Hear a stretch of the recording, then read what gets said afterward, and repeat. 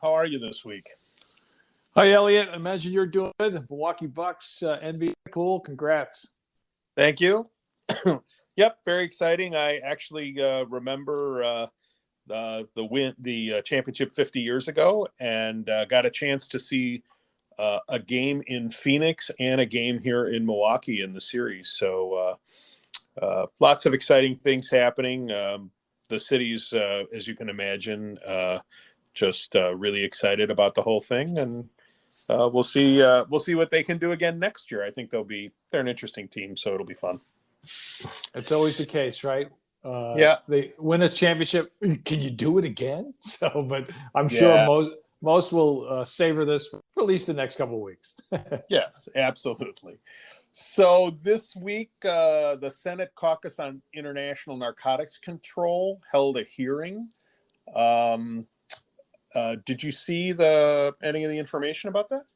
Well, I did, because a good close colleague of both of ours, Steve Gerdak, who's done some really good for us from the Northern Virginia SAR review team, was asked to testify. So he sort of flagged that while this was about dealing with drug overdose epidemics, opioid issues, and all of that, he was asked to talk about a key component of that, and that's obviously the financial side. So that became relevant, in addition to caring about what's going on with issues that deal with drug overdoses. And the chairman is Senator Whitehouse from Sheldon Whitehouse from Rhode Island.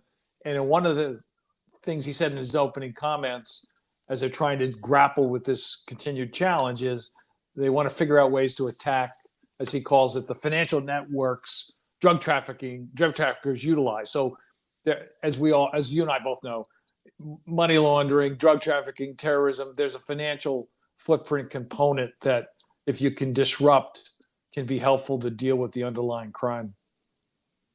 Yes. So one of the things that tells us is there will be another group in the Senate who and in the law enforcement community who are going to be interested in how the Anti-Money Laundering Act regs come out in some cases, because they are an interested constituency because of the goal of disrupting the financial component of this illegal activity.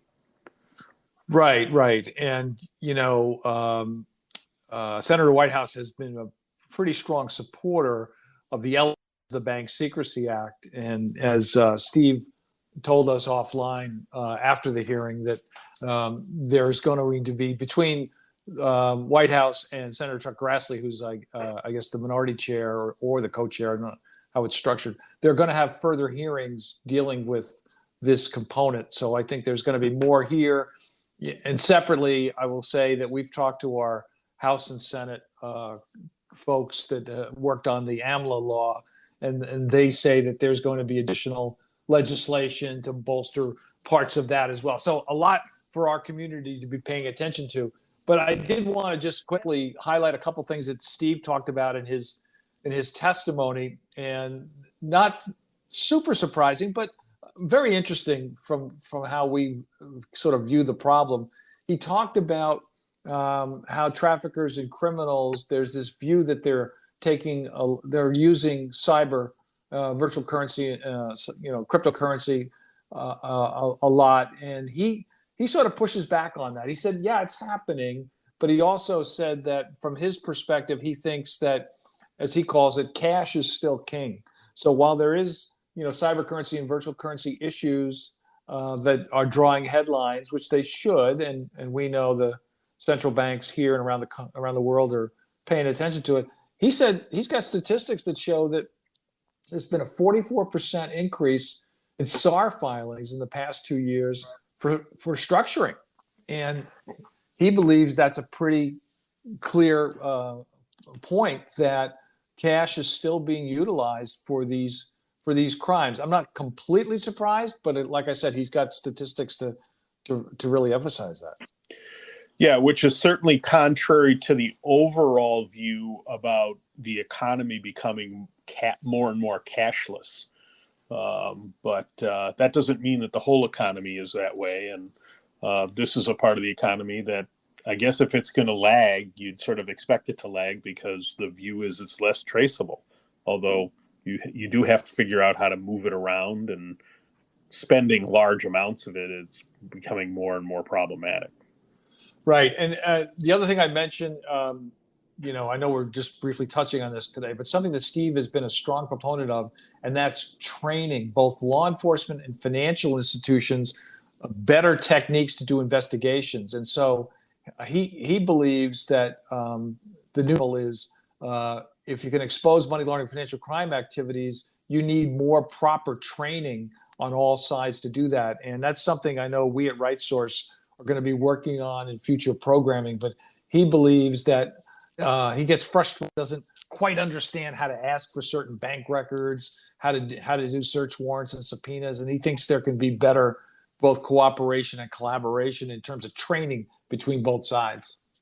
And that has been a chronic problem for literally as long as I can remember in my professional career, having law enforcement, whether it's local or federal, wanting help from the bank and not knowing enough about how the bank works. So I used to get subpoenas or review subpoenas, give me any and all records. And this was back in the day when many, many records were paper, and you'd call them up and say, so, this is like 4 train card loads of boxes. If we actually copied all this stuff, if you could kind of narrow down what you're looking for, we might be able to help you.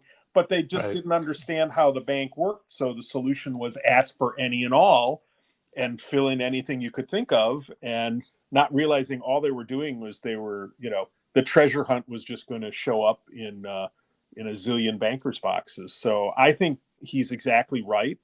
And whatever the industry can do to help, I think is a good thing. And whatever law enforcement can do to help share their investigative processes, again, never give away the secret sauce. I understand that. So that banks really can be thoughtful about how to help. And also that would bleed over into how to write better SAR narratives so that, you can flag the right transactions.